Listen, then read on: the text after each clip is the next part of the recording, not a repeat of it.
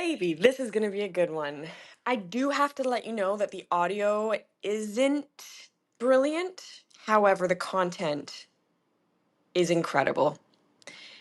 Please give a warm, well-rounded applause for my next guest, Jodi Mclean. She is an absolute gem of a human being and a high achiever.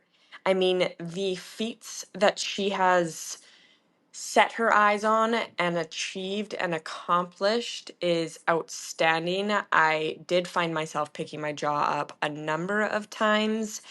She has climbed and scaled mountains of sizes I didn't even know existed, from hiking to alpine splitboarding to ice climbing to regular rock climbing. I mean, she truly has done it all, but has done it with the brightest smile and healthiest, most encouraging support system around her, which I think, in my eyes, is a true key player to anyone setting goals and wanting to achieve them, is to just make sure that you're surrounding yourself with the right figures to support you in getting to those goals. Jodi is a kind, loving, free spirit, and I think you'll really enjoy this next episode where we leave average for Joe on Briggs and Co. Here we go.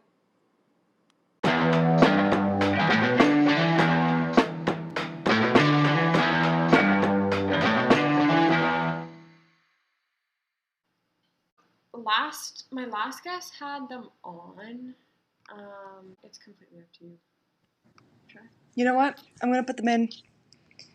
Yeah, let's do it. I'm actually. It's fun. I'm in the hotel, right? Oh, you are. Go ahead.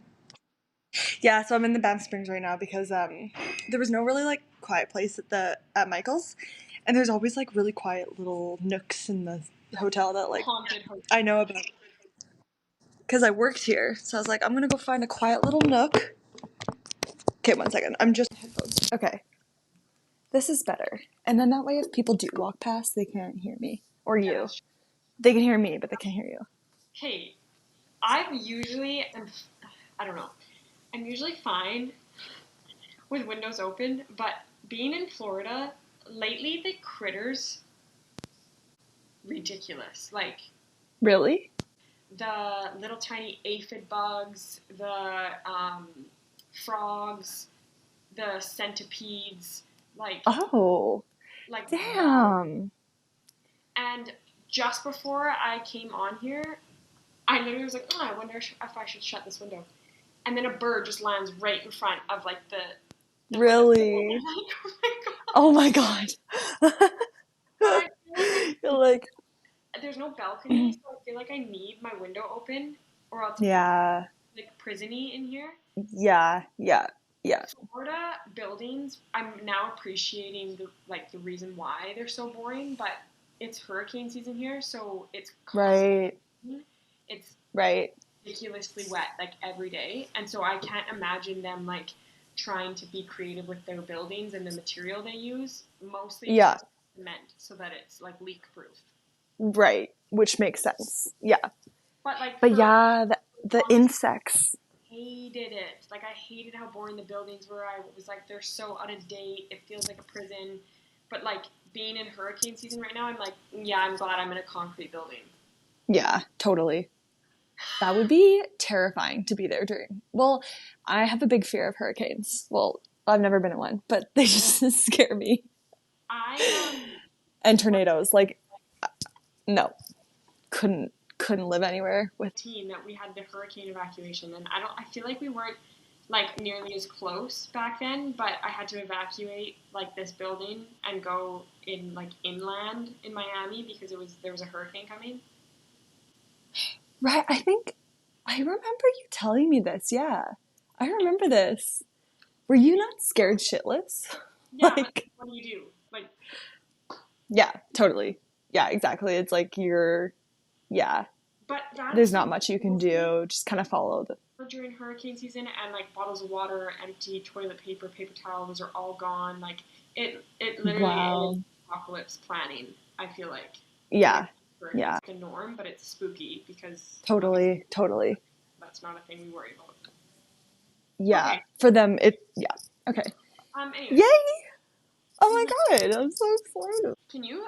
What way do you have your phone right now? Landscape. Do you want me to turn it portrait? Yeah, of course. In film and photography, when you say landscape slash portrait, like I just feel like Oh, people would say. sorry. No, Oops. I know. That's my verbiage.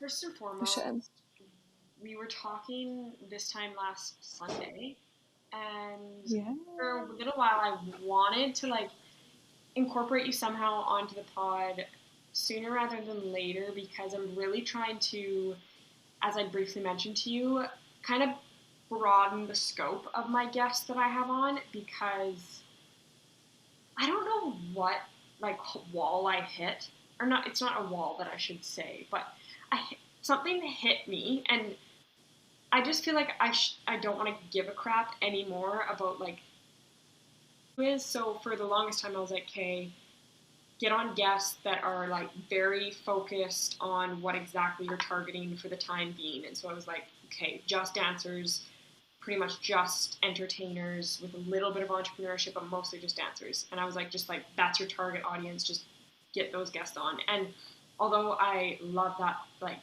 those guests, and will still continue to bring them on, it's I want to broaden my horizons. And I was like, in the future, I'll bring on more guests that are like doing some wild things that I'm just curious about. But right now, I don't want to bring them on yet, just because that's not my focus, and I want to build, that sort of like audience. But then I maybe it was like me coming to Miami. I was just like, screw it, I want to bring them on now. So you came like one of top three to mind to reach out to that is not in like the dance world, but doing things that are kind of in the like entertainment or like TV, film, or photography world. But then you also have this like crazy like complementary side of you that's extreme sports, outdoor adventurer. And it was just like, duh, I need to bring you on. And so, background for listeners: Jodi and I grew up in the same town called Stony Plain slash Spruce Grove, Parkland County, let's say, Alberta, and we knew of each other. I mean, it's a smaller town, but really didn't build like a strong of a relationship until post high school. When I think about our friendship, it's like I just count my lucky stars that we did build a friendship because it's very few and far between people that you meet that you feel like you mesh really well with. And yeah, having you a part of my life in the last like 6-7 years has been just the best gift of all. So that's kind of background on how we know each other. And then I do want to give a little bit more background specifically to you, and I'll let you do that. So if you can, just tell listeners sort of where you came from and then kind of where you are now in the last few years. Yeah. Okay, yeah, as obviously Briggs, you were saying, from Spruce Grove, that's where I grew up. I grew up in a family of six, so I have three older sisters, so there's four girls. And we grew up on an acreage just outside of Spruce Grove. So we had like lots of land to like play on and explore. And that was kind of like my life growing up. We've always lived on an acreage, even when I was younger, up until I was about like 4 years old, and then we moved to Spruce Grove. But I think like background on me, like I don't know, I always was just kind of like had like an adventurous spirit. And this is so funny because I feel like every time I talk to people about like my older sisters and stuff, they're always like, yeah, we always feel like the youngest sister is always the most adventurous and like ambitious and like motivated to just go out and honestly take risks. And I was like, you know what? That is so me. I am. They're always like, you have such younger sister energy because you're just so like chill, which is usually like the youngest sister, but also like risk taking, which I really love that about myself. But it's funny because when I was younger, and when I was still living in Spruce Grove, I wasn't a big risk taker. I was in like a pretty like comfortable position of just like doing the same thing every day, and I didn't really like I pushed myself in like different things, and that would usually always be sports. I was never like a super high academic achiever. I think that side of things wasn't like super fulfilling to me, but what was always fulfilling to me was like the sports and pushing myself and challenging myself, whether it was through like figure skating or cheerleading or volleyball, which I played all throughout high school. And then I was introduced to the mountains at a very young age because my parents put me and my sisters into ski lessons when I probably was like 4 or 5 years old. And then I always went to our local ski hill, Rabbit Hill, as Briggs you might know. Like the smallest little hill, literally a hill. But that's where I like found my love for snow, winter sports, and skiing. It was so like exhilarating to me. And that's kind of like what like kickstarted, going to the mountains with my friends in high school. We would take day trips like all the time to Lake Louise. Like I remember me and my best friend, we would like literally wake up at like 4 a.m., grab some Red Bulls, go to until you get some coffee. We drive all the way to Lake Louise in the most horrendous like winter storm. My mom would be so stressed, but I'm like, Mom, we're going to the mountains. We're going to have the best day ever. And we'd go out and ski all day, and we'd grab a pizza on the way home, and then just like talk about our memories all the way home from like skiing that day. And it just kind of got to a point where like, yeah, I was always going to the mountains like once or twice a month. And I don't know, something like striked me. It was like during COVID. So like I went to school at NAIT. I got a business degree with a concentration in marketing. So I went to school for 4 years, got that degree. And sorry, just to pause. So at a high school, then you stayed in Edmonton and lived downtown as you went to school, or do I have that wrong? For post-secondary? Yeah. Like, yeah, yeah. Yeah, exactly. So me and my sister, Janelle, so we both lived together downtown. And then I went to school downtown. I went to NAIT. So yeah, for that time being, we were living in the city. Pause, but you were also one of the first in my circle of sort of friends that were also pursuing kind of something interesting that not a lot of people were pursuing at the time, because this was a few years ago. You started your own like fitness journey and really dove into like the study and research of fitness and wellness and building a strong physique and taking care of your nutrition. And you learned how to build a pretty good following. Yeah, which is so funny. I haven't like talked about that in a while because it seems like a thing of the past, because that's where I kind of started essentially. And like marketing really like leveraged that, because obviously being in marketing is such a creative career to be in. Like you have to have creativity. And I found that I was really good at being creative, and I really enjoyed it, and it was really fulfilling. So I think starting that fitness journey and then starting like that fitness account and going down that route was like a really great creative outlet for me. And it's an area that just like really sparked me joy. I really loved doing it, and obviously like sharing like my fitness journey with others and trying to like help others. So yeah, I was doing that for a couple years. Because you like, I think at some point you had, I don't know, like 12K followers or something. Did you not? Yeah, it was 10.5K. Yeah. So like 10.5K. you a little bit like spend a moment talking about how you built that audience and like the positives and negatives of it, because there's a lot of people, as social media has played such a huge role in our lives, like curious to know how you navigated that and got to that point. Honestly, I think it was like the posting and like sharing my workouts and sharing my fitness journey that was like really inspiring me to kickstart that account and to grow it.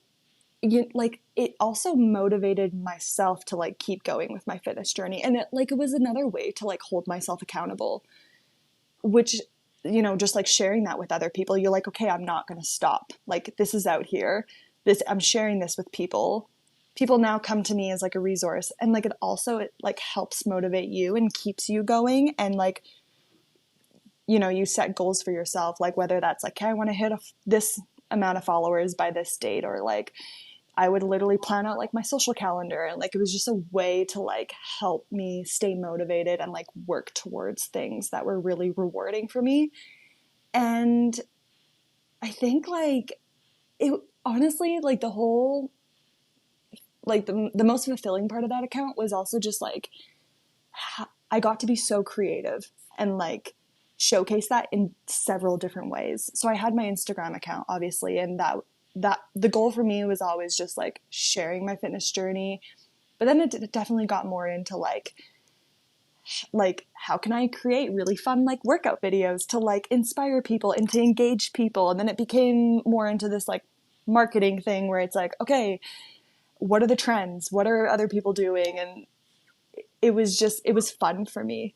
That help build your confidence moving into like a career, not to jump too much, but like a professional career with a Mm-hmm. do you think, whether you know it now or not, that really helps sort of bridge that gap Oh, between school and, you know, a career in marketing? oh, 100%. Yeah. Like I think without that experience, without like having done it like myself, especially because when you're working on your own fitness account, like you're your own boss, right? Essentially, like you're marketing yourself is what you're doing. You're not marketing some other business, and you're not working for someone else. So you learn a lot in that process because you're self-taught, right? Like you're responsible for your own growth and how you're going to get there. So that was that, knowing that information and having that experience before. For example, I'm content marketing manager now at the Fairmont Lake Louise. Like I don't think I would be as inspired and creative in my job if I wouldn't have had that experience prior. Yeah, So for sure. yeah, it was So so helpful. when you then decided to, because there was a moment in your life where you were kind of like, okay, I need a change, like I need an environment change, I need just a shift, and I don't want to assume anything, but I remember our conversation, and it was around that COVID time. I think you literally just took a trip to Banff, and you came back from that trip, and I think you were just like, it was a calling, like it, without being so cheesy, Mm-hmm. like no, Yeah. that's where I'm supposed to be. And so from Oh, 100%. listeners to have an idea, living, working, studying in Edmonton downtown, going to take a trip to the mountains, coming back and being like, yeah, I got to go back there, but I got to go back there permanently. And I think a lot of people could relate to that sensation, that feeling, but you actually did take the leap of faith, which is the hardest thing you can ever do as a human, is to leave your comfortable routine, Mm-hmm. and then share. Was that a good decision, do you think, hindsight, leaving that comfortable sort of routine and home life, that home feeling? Honestly, like it, just to sum it up, like it was the best decision I've ever made. Yeah. And I don't think I would be like, I knew I needed it for like opportunity as well. And to go like live a life that like really fulfills me and makes me happy. Like being out in the mountains, I also get to blend like my career with my hobbies, which is everything I've ever wanted. So, and I knew Edmonton wouldn't have given me that, or I just at least had like an intuition that this just wasn't the place. Like this is great. I grew up here. My family raised me here. It's amazing. I have so many amazing memories here, and I would never trade that for the world. But I was also just like, there's just something like pulling me out of here, and I need to go and explore that And what and are be the curious. conversations you had when you were kind of going through that decision process, like weighing your pros and cons, that sort of like uncomfortable feeling, not sure, was, and it came probably from my dad, I think, when I decided to go on a cruise ship the first time, was no one's like grabbing you by the ankles and locking you to that decision. You move to Banff and you go, yeah, no, this is awful. You play it out for like a month or two and you're like, I absolutely can't stand my life. Mm-hmm. Okay, well, at least you tried. Like, you tried it out. I think that's like Exactly. easily overlooked by people, or literally what stops a lot of people from making those life decisions, like a move, is thinking that it's permanent, that it's like, Mm-hmm. that's it, that's all. If I do it, I'm doing it, and there's no other like option. But really, no. And I think the freedom, and that like weight off your shoulders to tell yourself, I'm just gonna go try. Like, what's the worst case that's gonna happen? Oh, I'm not gonna like it and I'm gonna move back. Sure, I'll probably lose some money in the process, but I'll gain a lot of experience, and my future self will then know that I tried. And I, check that box, if you will, but at least I know now. I just think that's like, and whether it be a move or not, but maybe a career switch, or Mm-hmm. taking even a trip that you've been like having in the back of your head or whatever it is, like, yeah, I don't know. Yeah. No, I completely agree 100%. And I feel like also just like being in your 20s is also just naturally a really complex time in your life because you're figuring out so much about yourself and like where you want to be and what you want to do, and it can be like a very like naturally like confusing time. And I just feel like when you have those like periods of curiosity of like what life could look like somewhere else, like you said, yeah, I think it's important to just take action on them if that's truly like where your heart is like telling you to go. Because like you said, like if it doesn't work out, you can come back. You can come back to that safe place or that comfortable place that you've known before. It'll always be there, and like that is something you can always go back to. But 100%. I also just like, I don't know, and I think I'm giving this advice because fortunately for me, I took that leap and I was like, okay, I'm gonna get out of Edmonton and like move to the Rockies where like I'm so madly in love with. I love the Rockies so much and I want to experience and try that life out of living in the mountains. And fortunately, it worked out tenfold for me. Like it was exactly where I needed to be. It was like the best move. So it's also just like talking, I'm giving advice from someone where it's like, you, it could be the best decision that you've made for yourself. So it's worth at least exploring and seeing. So what if, and I guess this has led me into a bit of a conversation I never expected to go down so much, but like, because I've had so many people present to me sort of like these doors that have been opening in their lives, but they're too nervous, or they don't even have like, it's like not even an option in their head. But even if they did try it for 2, 3, 4 weeks, and they hated it, and they Mm-hmm. chose to just go back, I don't think Mm-hmm. anyone would say I regret doing that. And maybe they would, but what you learn from just taking those risks is unspeakable. Like, nobody else can, unless you've done it. I think it's really hard to explain. Like, For sure. I you, couldn't agree more. yeah, I couldn't agree more. I don't think any, I'm also like the type of person where I'm like, I don't really believe in regrets because I'm just like, everything really happens for a reason, whether it's like a massive learning lesson or the best thing in your life, the best blessing, whatever. There's a reason for every action that you take. And one of my best friends, who I met in the Rockies here actually, I've been through some tough times and she's been there by my side. She's amazing. And I've gone through these tough times with her, whatever. And she's always just like, when I'm like sobbing or something and I'm just like, I just don't know what's happening. Like everything feels so uncomfortable and out of control, whatever I'm going through. And she's just like, you know what? Like, she's like, this is like a learning lesson. She's like, this is character development. Like she would always just like resort back to like, this is character development. Like whether this is something that's actually not for you, at least you tried it and you're learning so much about yourself. So just even back to that point of like, sometimes you also need to go try something that's not for you just to learn a little bit more about like yourself and what you actually want moving forward. yeah. Yeah. So There's never, yeah. when you say trying things that you haven't yet done or putting yourself in new experiences, I am so enamored by you for a lot of reasons, but honest to God, your ability to take on like extreme winter sports the way that you do head on is me. So, can you go down sort of recent last adventures with snowboarding, but then also climbing, hiking, and then alpine, and like just like all of it? Can you give Yeah, now? of course. Um, okay, I can, do you want me to just start kind of like with where I got inspired to Yeah, do these I things would and where love it kind of for you. kick-started? Yeah, exactly. Because it's not like you Yeah. grew up in a with a family, and this is a lot of the case. Like I think Hmm. of, there's a lot of professional skiers, but also just like skiers that do it a lot in the States or in the Alps or whatever it is. They were born into a family that did it, sort of thing. And that's not Hmm. always the case, but it's a lot of the time.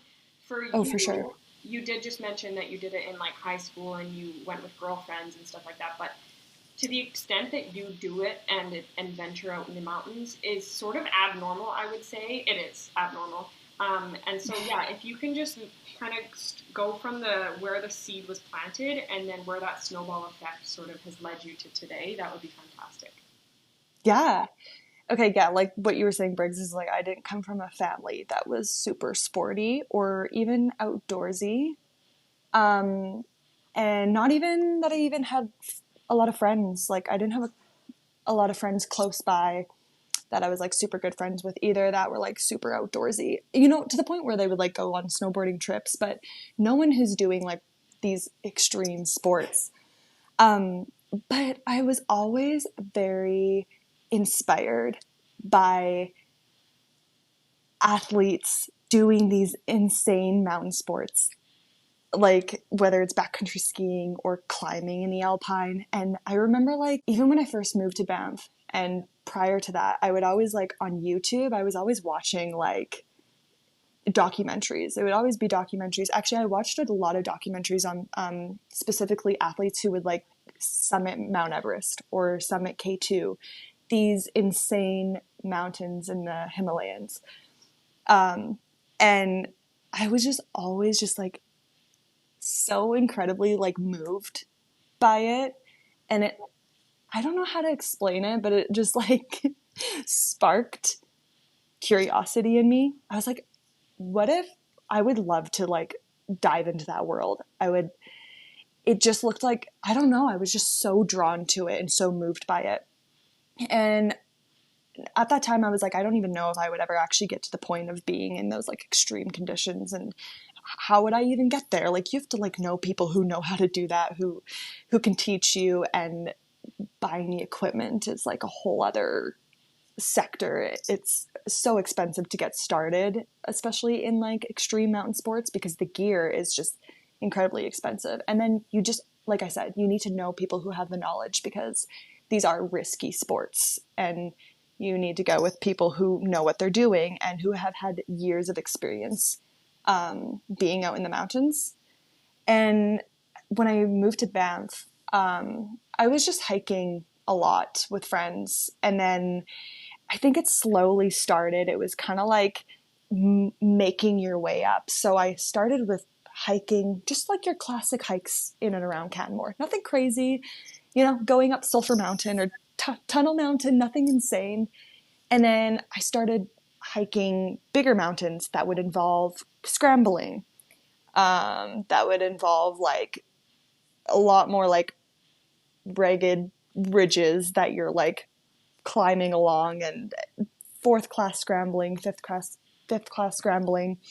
Um, and then I think like getting into that, I started, well, actually, I was introduced into climbing. So I was just hiking and backpacking a lot of the time. And Like the Banff Springs hotel that you were the content creator. yeah, yeah. So when I first started working at the Banff Springs, I was always searching for people who were, who liked risk, who liked that like exhilarating, let's go do something crazy today, which I'm not going to lie was a little hard.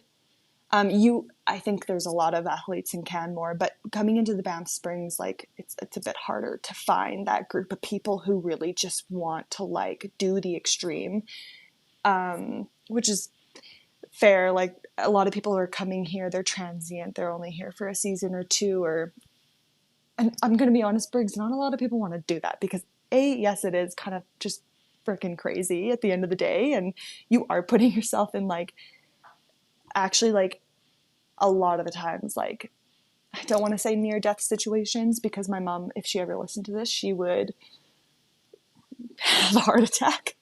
But sometimes you are in like, just, you're putting yourself at a lot of risk.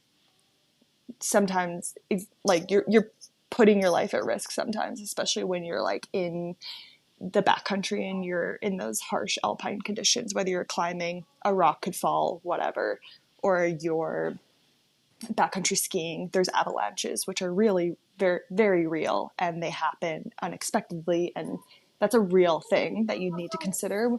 Before you get to that like extreme state, though, you started, like you said, building your knowledge, building your experience. Mm-hmm. It really happened.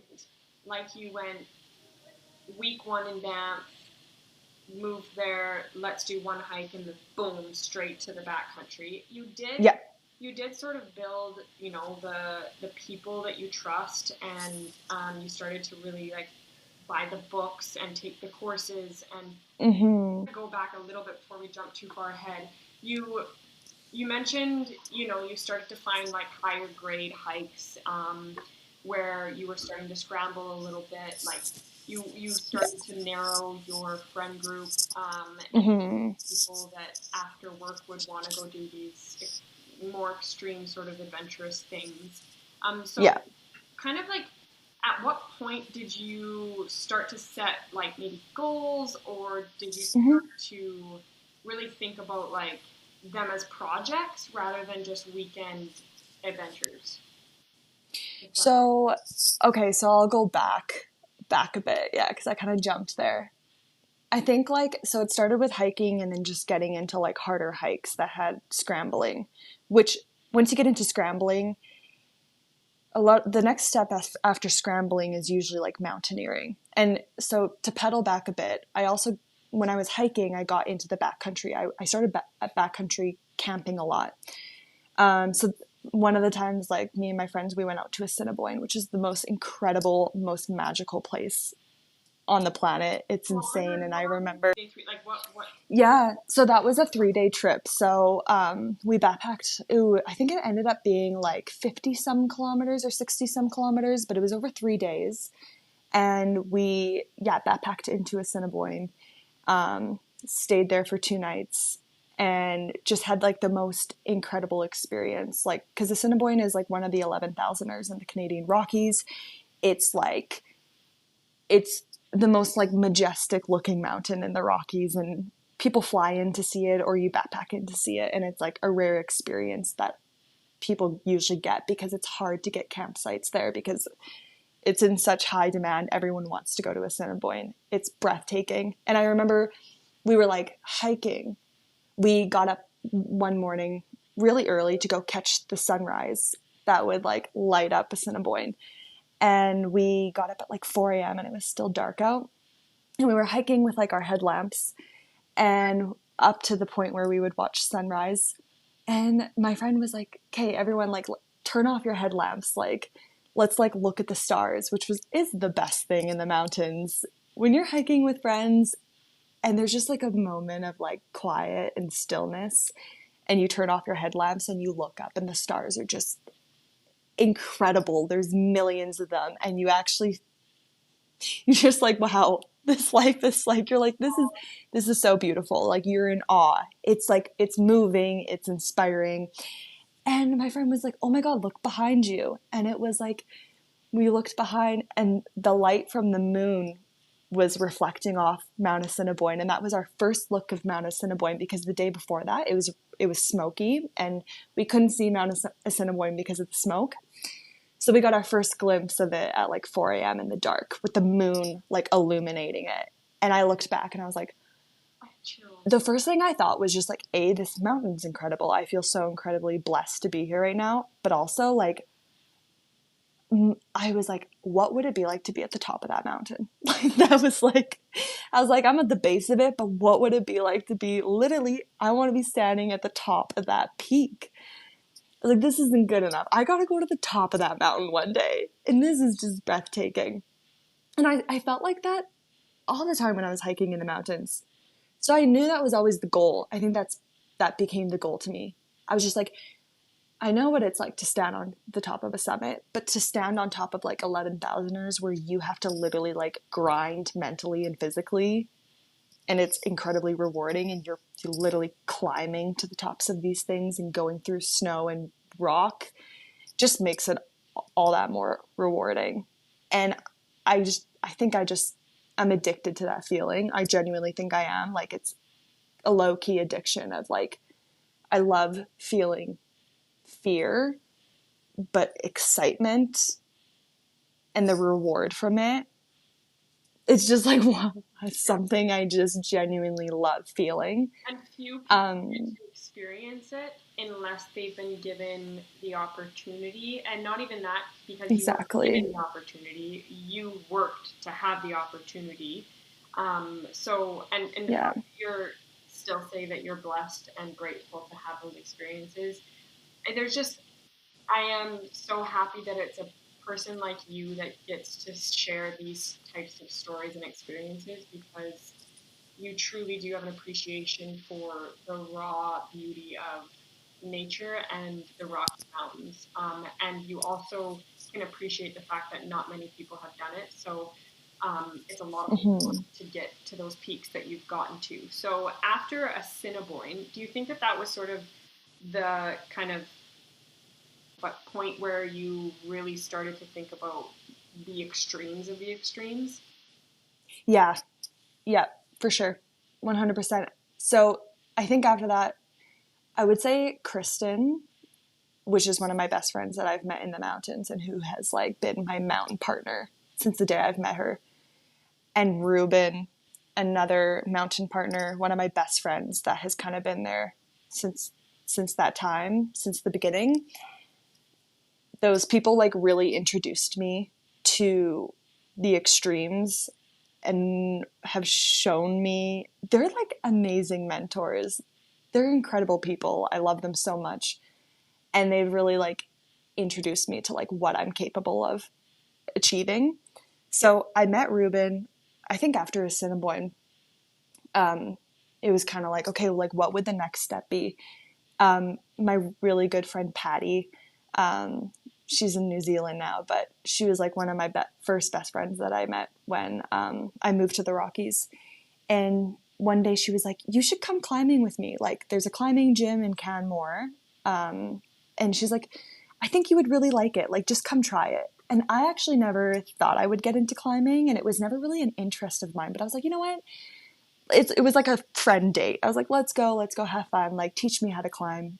And so we went there for the day, and I immediately like loved it. Like, we went on the auto belays, and I don't know, it was just something about like climbing vertical. Like, it was hard, it was challenging. I really actually I liked it a lot, and I was like, this is so much fun. Like, me and Patty had such a great time, and she kind of taught me everything about the basics of climbing because she was also getting into climbing, and she was like, I love it so much. I think you will too because you love these types of like exhilarating sports. So we kind of like went a couple more times after that, and that's how I met Ruben. Patty actually introduced me to Ruben. Patty and Ruben met at the climbing gym, and then over some time, I kind of lost Patty as my main climbing partner at the indoor climbing gym because she moved to New Zealand. And me and Ruben, we just kind of like kept that routine going. He was like, hey, would you want to like climb once a week?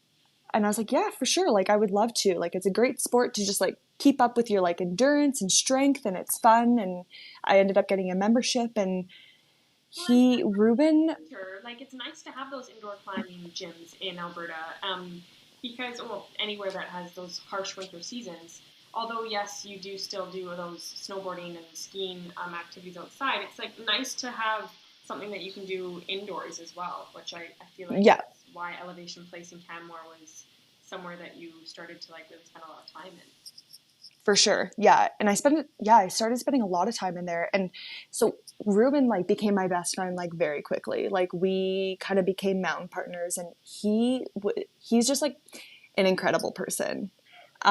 He's taught me so much, and he's always the person that's just like, I know what you're capable of and I'm going to get you there. And every time I'm like, Ruben, I don't think I can do it. He's like, no, no, no, no. He's like, I know you can do it. You are more than capable of it. And he's actually like one of the reasons why I am where I am today with like my mountain sports and believing in myself and confidence in myself. And I couldn't thank him enough. And I just have so much appreciation for him and for like opening my eyes to that. And he pretty much was just like, hey, like I am making it a goal for myself to get into mountaineering. I want to summit like these insane 11,000ers in the Canadian Rockies. And I was like, that's what I want to do. So I think we just both like had the same goals. And he's such a great coach. That's what he does actually for a living. So he kind of like coached us through what we needed to do, how we needed to train in order to achieve certain objectives in the mountains. So for example, it started like, okay, let's do Mount Temple, which for anyone who doesn't know what Mount Temple is, it's one of the like the most iconic 11,000ers up next to Assiniboine in the Canadian Rockies. It's just outside of Lake Louise. I can actually see it from my bedroom window, which is amazing. And it's an intense mountain. It's an intimidating, like scary. It has like fifth class climbing. You need helmets on it. You need to start at like 5 a.m. because it's like an 8 to 9 hour day. And this is Mount Temple is a beast. Start at this one? Pardon. Yeah, so this is like the first, they like a lot of mountaineering people in the Bow Valley or in the Rockies, like Mount Temple is like the mountain you start with. It's like an intro, it's technically an intro mountaineering route. So they say, a lot of people say to like summit Mount Temple just to even see if you're going to like that style of hiking and if you can essentially like have the bravery to get through the entire thing and to be at that high of an elevation. So that's kind of like 5 a.m. on this thing. And was this spring? Was this summer? Was this fall? Yeah, it was summer. It was August. It was mid-August because Mount Temple is such like, it has actually a glacier on top of the mountain. But it has its own weather window. So it only comes into season like for about 3 to 4 weeks of the year where you can actually hike it, because out of like the rest of those weeks in the year, it has snow on the mountain. It's that big of a mountain that it usually has snow on it year round. So there's a short window that you can hike it in the summer. Hike, climb, or is it straight climb? No, so you're pretty much hiking the entire time, but there is a fifth class scrambling you're pretty much climbing. There's a very short chimney. We call it a chimney. It's essentially like, it's probably like 15 meters of climbing. And it's fifth class, which means you don't necessarily need rope or a harness. You don't at all. But you need to be, it's important to kind of have some type of climbing experience before you go do Mount Temple, because if you don't have that experience, it's terrifying. You're vertical, and Mount Temple is like, it's a really intimidating mountain because there's actually been hikers in the past there's been fatalities on the mountain of people slipping and falling several kilometers down the mountain because it's vertical. It's like, it's in your face. It's scrambling. You need to have. Pardon, sorry? You hike down. And then the climbing section, you down climb it. So you just have to be really careful with your holds and footholds when you're going down it. But when you have climbing experience, you should be pretty comfortable with approaching that section and going up and down it. That's why it's a lot of people say if you're going to go up that mountain, have some type of experience with climbing beforehand, and you should be doing a lot of hiking before that as well. A lot of teams will actually, because they might not be comfortable going up the mountain, they'll actually hire a guide to take them up Mount Temple. Yeah. So that's another option as well. But yeah, that's like the intro mountain into like just even seeing if you're gonna like that type of like more extreme hiking slash scrambling. Anyways, me and Ruben and Patty did it in August, and it was like, oh my God, I remember being at the summit of that mountain, and I was just like, holy shit, like I was like so proud of myself. We were all so proud of ourselves. And when you're up there with your mountain partners, it's just like a really special moment because everyone's like, we did it. Like, I think Ruben was like shouting. He was just like he's like, we fucking did it. Like, we made it to the summit. And you all group hug and you take your pictures. And it's just like to go through all of that with your mountain partners. It's really rewarding. It's like, it makes you closer. Yeah. You know, it's trauma bonding, as some people would say. Yeah. They call it type 2 fun in the mountains because most of the time you're a little stressed out, but you see your mountain partner in like every stage of emotion. Like, so it brings you closer with like the people that you're doing that with. Oh, man. It's a really good way if you ever want to just like, they talk about icebreakers and getting to know people really quickly. Like, honestly, go do something it's so true. Traumatizing in the mountains, and it'll make you that much closer. First date, like, I'm a very, like, cut to the chase. I don't like the whole, if I were to ever have to date again, it would be, let's go for a hike. And the reason for it is, it's like, how do you operate under pressure? Do you only think about yourself, or do you think about, you know, the partner you're with? How do you make chat when you're in a long period of time with literally walk and stare at nature and like I always think that like is like if you're doing it with a partner and like you just said, you go through a lot of ups and downs in the journey, no matter the length of the hike, and I think it builds a bond. Like it's hard to explain that bond unless you've done it with somebody. So you have these now mountain partners, and it sounds like this group that you've built that continues to push each other, sort of like a catalyst to continue to set goals and achieve them. So kind of going through the timeline of it, getting off of that adventure, what would be, because you started to really go into the backcountry and doing a lot of split boarding and a lot of started to even adventure into ice climbing. So maybe just a few of the highlights in that world. Yeah. So I was talking a bit about Kristen, and she's another, oh my God, she's an amazing, incredible person. I have so much love for her because essentially everything I kind of described Ruben as, Kristen was that for me as well. And she is an insane mountain person. Like, she is just, and she's so young. She's like 22, and she's just so determined to go out and like be self-sufficient in the mountains and like learn it firsthand from she's actually met like a lot of like notable climbers in the area. And she's learned through them, and that's kind of like how I also got into backcountry. So if I have to split up the two, it's like Ruben was like my summer mountain partner. We did a lot of Alpine climbs together. And Kristen was like my winter mountain partner.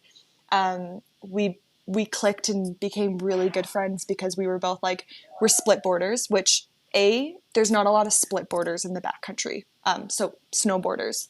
It's a bit more difficult to like snowboard in the backcountry.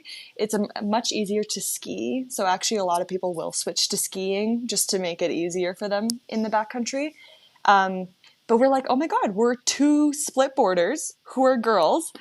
Like, this is awesome. This is like she's always like, this is so badass. Like, this is so fun. Like, I have another girl split boarder, like, and she talked about a lot of the objectives she wanted to do. And I was like, I would love to do that, to go out into Rogers Pass and just do these insane mountain objectives. And the snow obviously always was inspiring to me, like snow sports, like people who backcountry skied. I was, again, just always in awe of people who could do that. And I was like, I want to do that one day. Like, I would love to have those experiences. So yeah, like me and Kristen, we would go out almost every weekend. Like in the winter, and we would go out into Rogers Pass and go down the Icefield Parkway.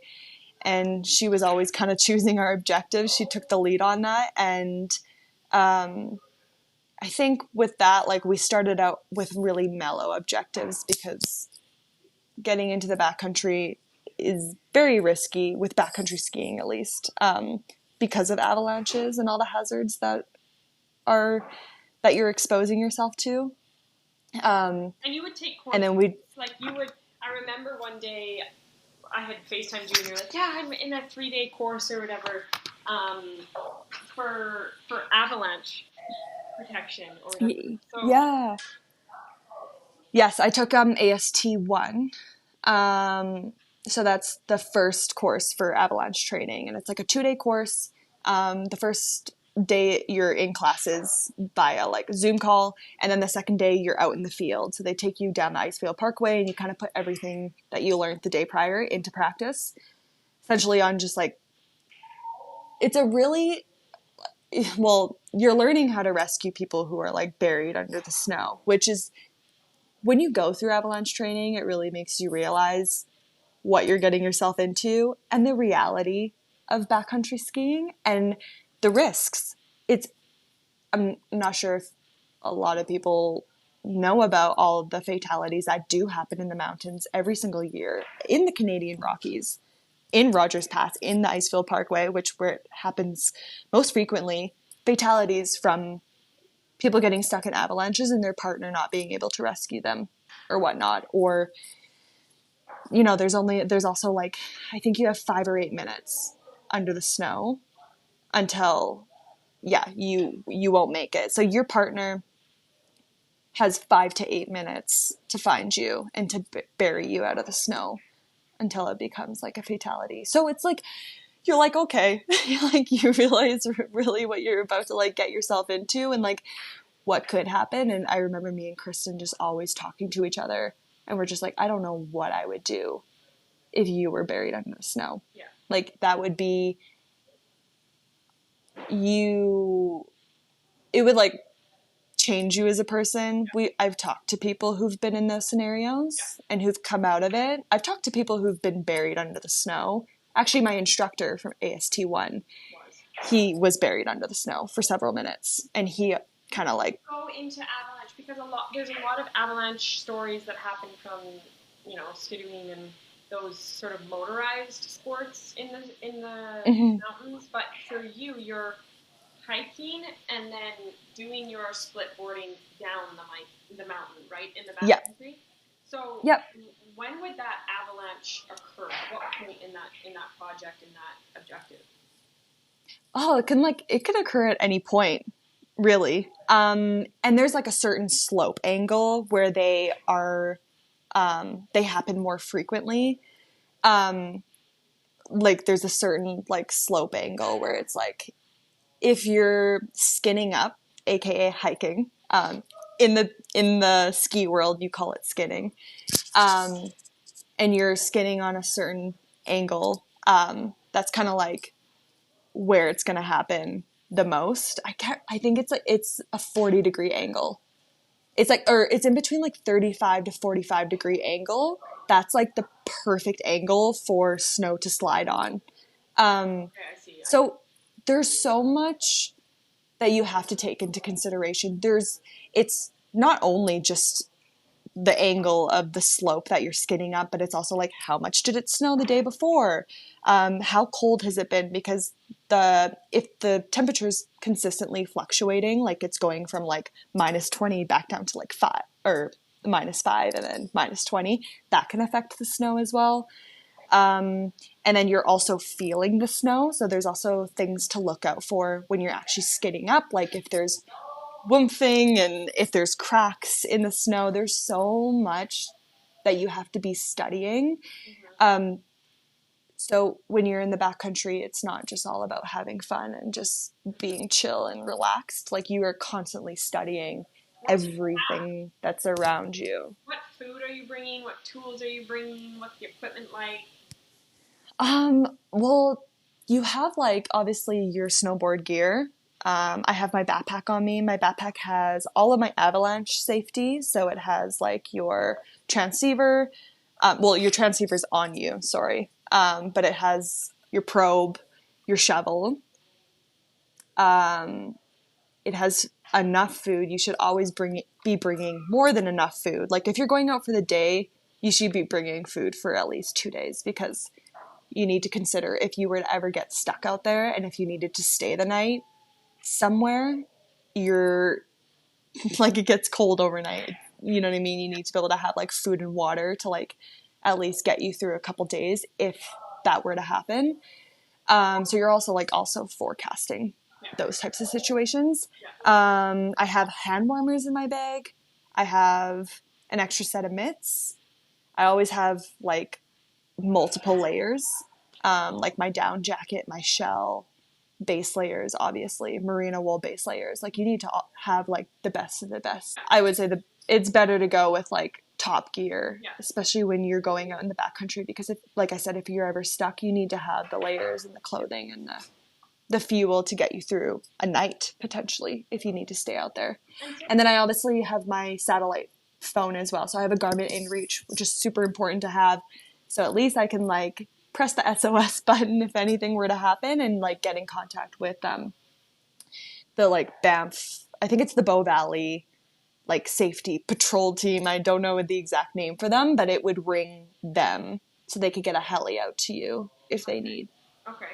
And at this time, you're also building a stellar career in marketing, social media content creating. You always have been interested in photography and videography. So for listeners, like, please, I'll link her Instagram in the comments. But like, essentially, if you're curious to know what Jodi is talking about, to put like a photo or a video to words, just look at her footage, and a lot of that footage is also comes from, I think, your friend Kristen and Ruth as well. So I'll make sure I'll also link there.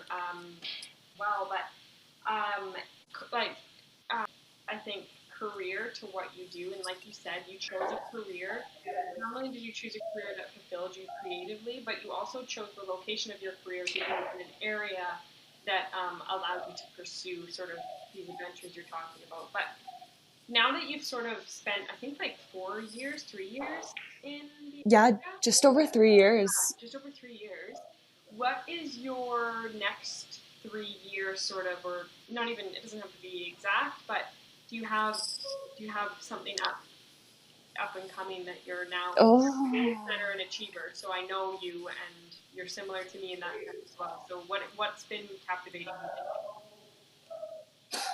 Honestly, there's a lot of things that I want to achieve in the next 3 years. It's almost like I haven't narrowed down in what direction I want to go in yet, because, oh God, I feel like there's so many different directions, whether I want to up and leave and go abroad and try a new country. But I also love the mountains so much that I'm more than happy to also stay in the Bow Valley and like continue all my mountain sports that I love so much, and continuing to like trail run, and some of the most epic trail runs races are in the Bow Valley, and I would love to like keep working towards that as well. Honestly, I have no idea what the next 3 years is going to get, where it's going to take me.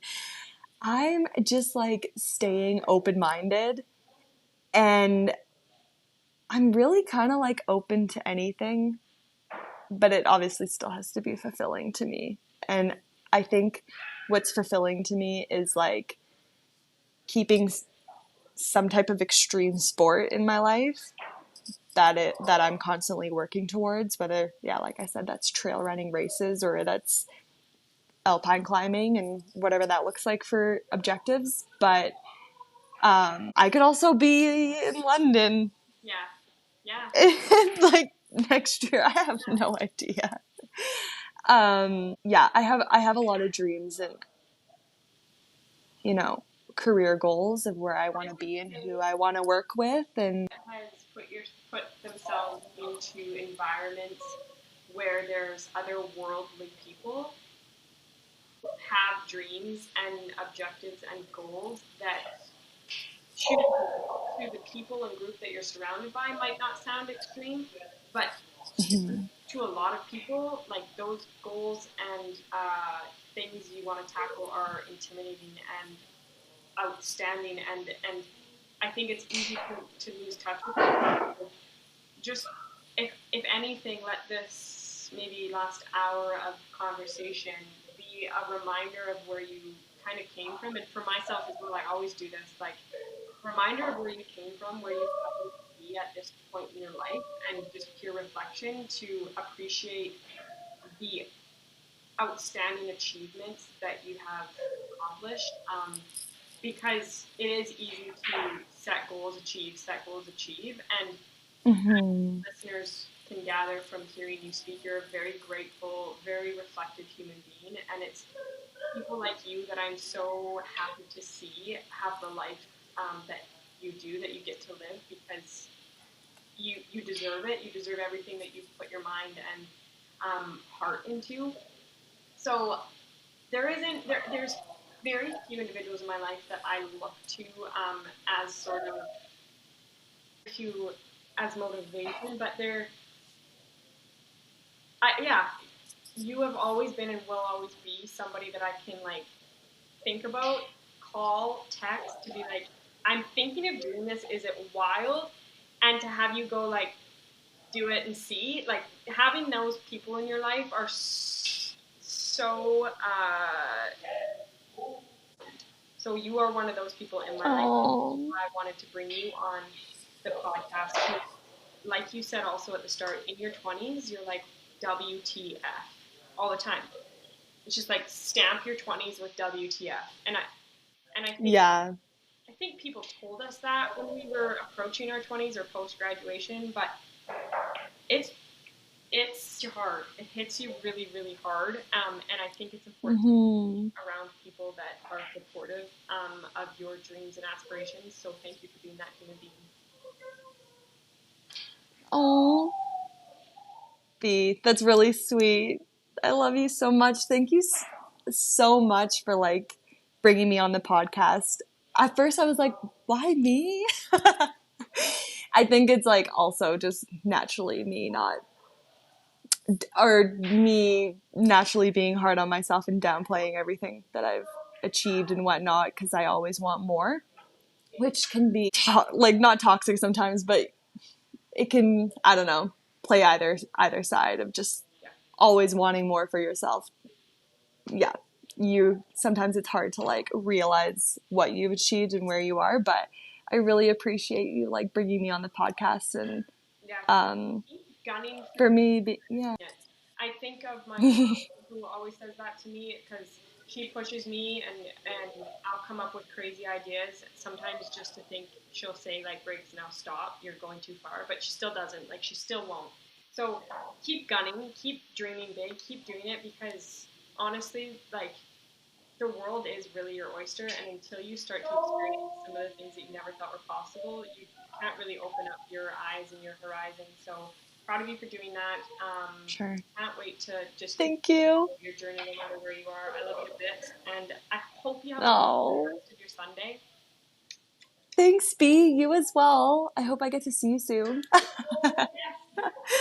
Oh, I love you so much. Okay.